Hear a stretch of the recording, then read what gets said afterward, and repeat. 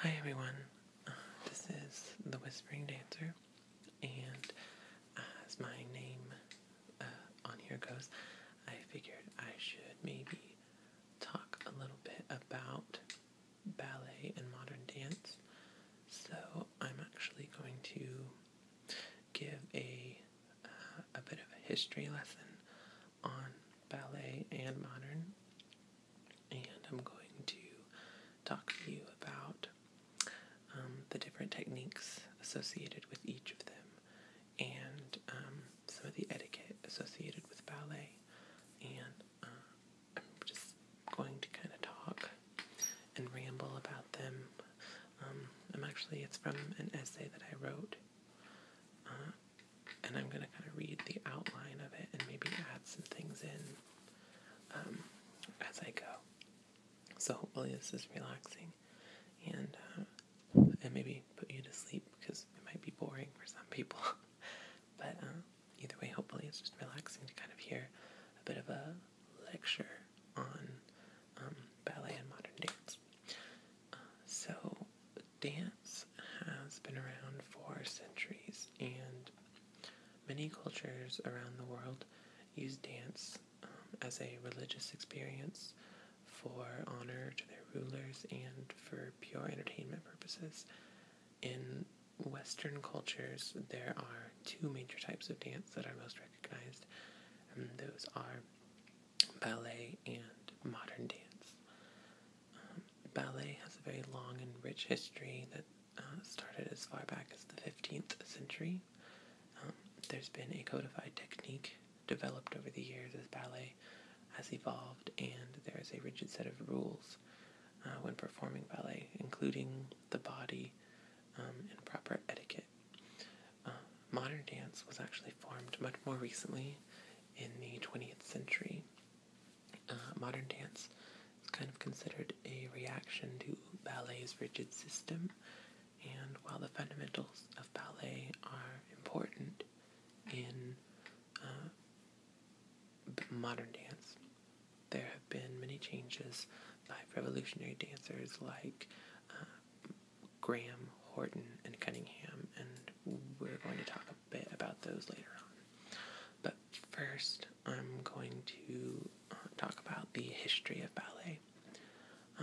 Ballets began as sophisticated European court dances in the 15th and 16th centuries.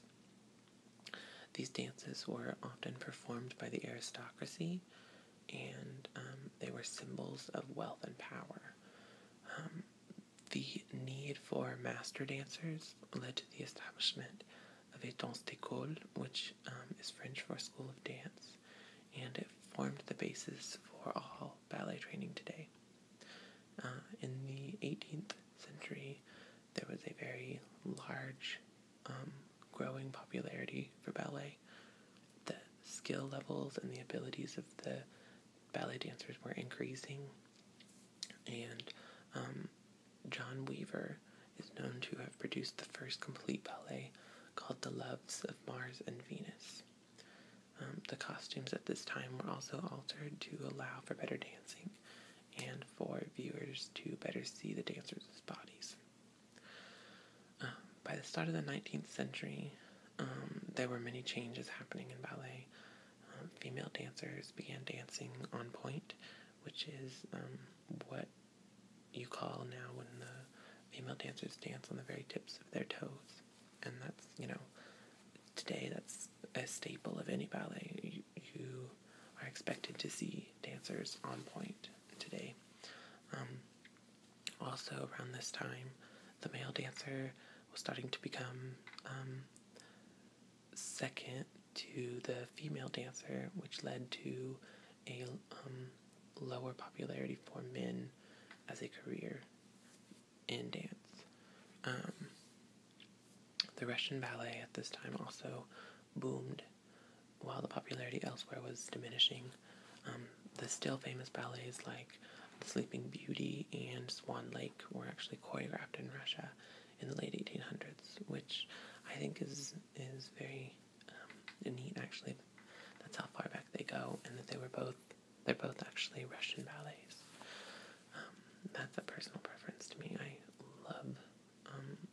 Swan Lake. My favorite ballet is probably the Nutcracker. But it's hard to pick favorites because I haven't seen them all quite yet. Ballet today is actually still evolving, and there are many different types that exist. In Britain, the ballets that you see are often lively and character-centered musical entertainment, whereas the American ballets, led by George Balanchine, or Balanchine, I always say Balanchine, I've heard it pronounced both ways.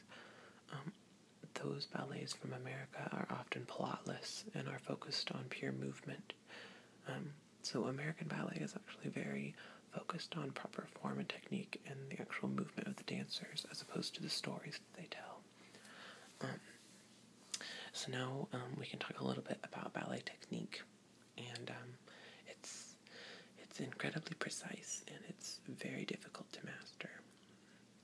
Ballet dancers generally spend years and years and years studying proper form, technique, posture, all of that, just to understand ballet. The correct stance, the way that the body is stacked, as they say, is absolutely crucial to ballet and must be mastered within the very first year of training, or it's impossible to grow any further, as they say. The weight of the entire body has to be centered right over the feet, where the armpits and the hip bones have to be vertically aligned. The weight must always be centered on top of the supporting leg, including holding the ribs in and flat. So I've taken both ballet classes and modern classes. I've taken a bunch of both, actually. And ballet is difficult. So the movement in classical ballet is all performed with the legs turned out, which means that the legs are rotated outward from the hips. And just kind of talking about that for a minute, I'm kind of going off track, but I want to talk about it. Ballet will get you. It's very difficult. Your entire body is tense at all times during ballet. There's never a time when your body is not, every piece of your body is not completely intact, tense, ready to move. Your shoulders are pushing down, your chest is pulling up, your rib cage is pulling in, you're trying to kind of close your ribs, as they say. Your hips are tucked under, your legs are, your inner thighs are pushing out, your stomach is sucked in, your neck is pulled up, your arms are pushing. It's difficult to kind of describe it without showing, but it's while your shoulders are pushing down, your arms are pulling up, kind of in the same way. Your elbows are lifted, your knees are tight and taut.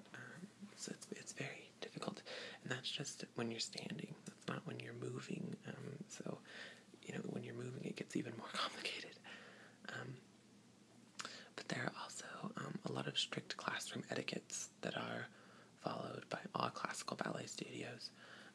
The students are all expected to be courteous to each other.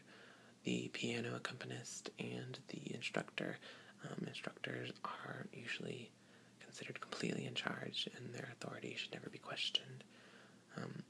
The practice clothing that is worn should be neat, very clean, and close-fitting.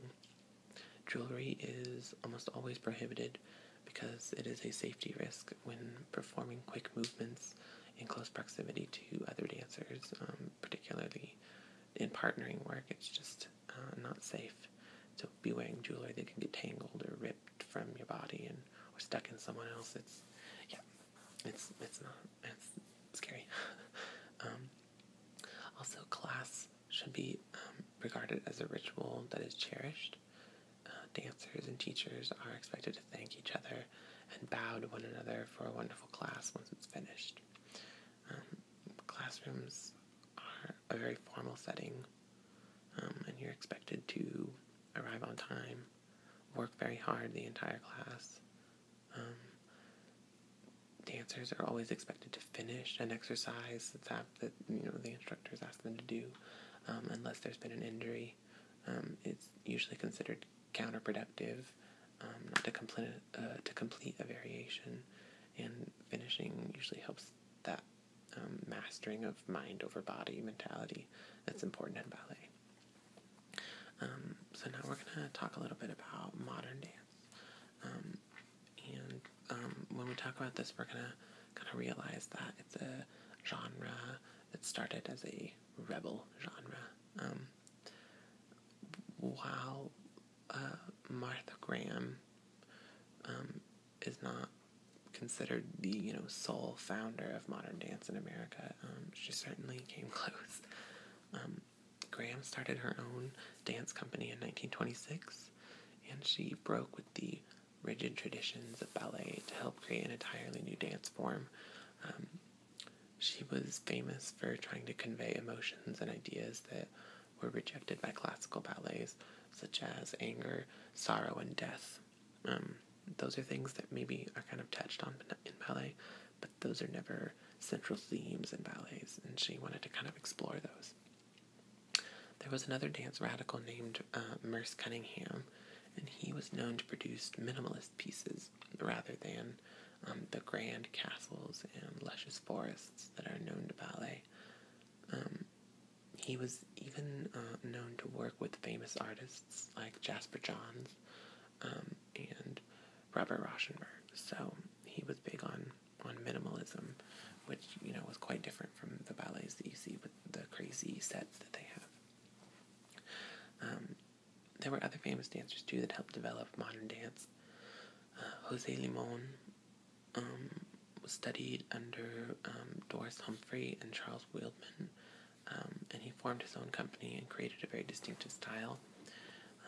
And in 1932, Lester Horton started a company and produced very successful dancers like Alvin Ailey, which is, that name is known around the world, and Carmen de Lavallade, or Lavallade. I don't really know how to pronounce her name. The techniques of all of these dancers are all very different, but yet very similar, and they utilize similar structures and rejections of classical ballet technique. There are, for example, 3 signature moves in Graham technique, which is the contraction, the release, and the spiral. Now, the contraction is used or is made when the body forms a C curve with the spine, and this is very different from the stacked body position of a ballerina. So, while ballerinas and ballet dancers are generally expected to stand completely upright, and everything is stacked for weight purposes, the contraction is actually a complete opposite with the curving of the spine. Now, the second one is the release, and that is the rebound of the contraction when the body becomes more upright and the breastbone opens up toward the sky.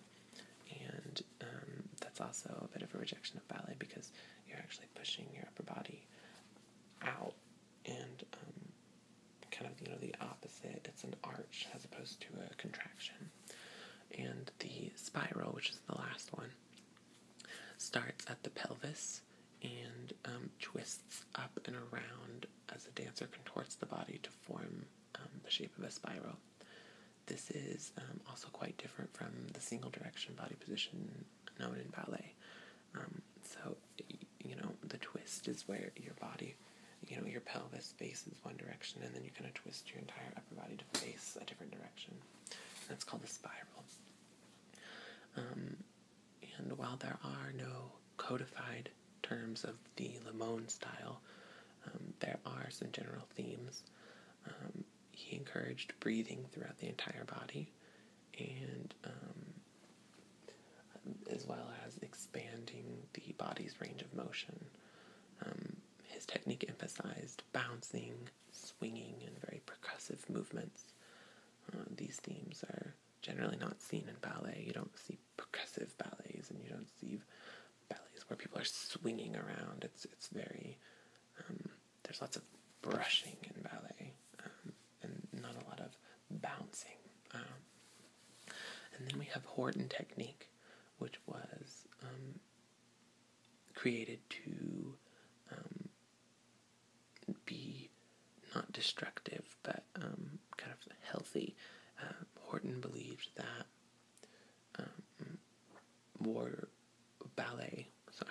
let me start over. Horton believed that ballet wore down the body, and he wanted to have a technique that was anatomically corrective as opposed to destructive. His classes typically involved flat backs, lots of stretching, leg swings, and the use of very deep lunges and falls. And Horton falls are really exciting things to watch, but the way that they're choreographed, they're always done in such a way to protect the dancers from injury. The last technique that I'm going to talk about is Cunningham's technique, who actually danced under Martha Graham himself, and had extensive knowledge of classical ballet training. Body isolations were key to Cunningham's technique. The upper body and the lower body move completely independently of each other, and these isolations allow for pieces of classical technique to shine through, while at other points the dancer can be performing a very non-classical pose. So those are the four main types of modern dance technique, and they are, as you can tell, very different from ballet's very, very rigid structure. In both ballet and modern dance are staples of Western dance classes. Many universities and studios offer studies in both techniques, and many dancers actually have knowledge in both genres. It's generally accepted to take both ballet and modern.